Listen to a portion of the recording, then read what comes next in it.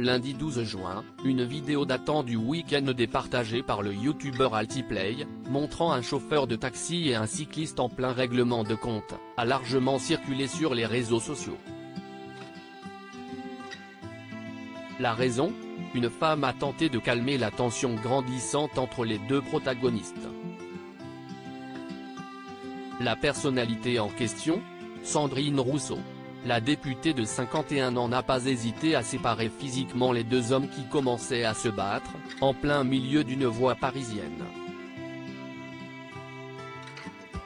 Selon Altiplay, tout a commencé avec le conducteur du taxi qui aurait percuté le vélo en lui reprochant de s'être arrêté juste devant son véhicule, devant un passage piéton. Le cycliste ne s'est pas laissé faire et lui a rétorqué que les passants avaient la priorité et que cela ne servait donc à rien de se rabattre sur le côté de la chaussée. Le ton est aussitôt monté et l'homme à vélo lui a lâché un ferme ta gueule qui a eu le don d'envenimer la situation. Quelques mètres plus loin, après avoir démarré chacun de leur côté, les protagonistes se sont retrouvés et le chauffeur de taxi est descendu de sa voiture pour s'en prendre, physiquement, à la personne qui l'a insulté. Sortie de nulle part, Sandrine Rousseau a lancé plusieurs stops, sommant les deux hommes de cesser toute violence. Voyant que ça ne fonctionnait pas, la députée a tenté de les séparer, jusqu'à frapper le bras du chauffeur de taxi pour qu'il lâche le cycliste. Elle n'était pas la seule puisque d'autres passants l'ont joint pour lui tenir les mains et éviter tout dérapage. Supérieure à Éric Zemmour, Sandrine Rousseau.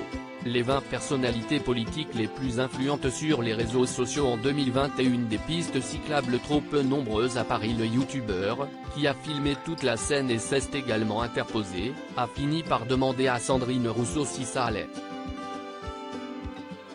Oui, a-t-elle répondu, encore essoufflée, avant de rebrousser chemin et de souhaiter malgré tout un bon dimanche à son interlocuteur. Interviewée par Le Parisien après la mise en ligne de la vidéo, la femme politique a expliqué qu'elle allait faire course au marché dans le 13e arrondissement quand elle a commencé à voir une altercation sur la route.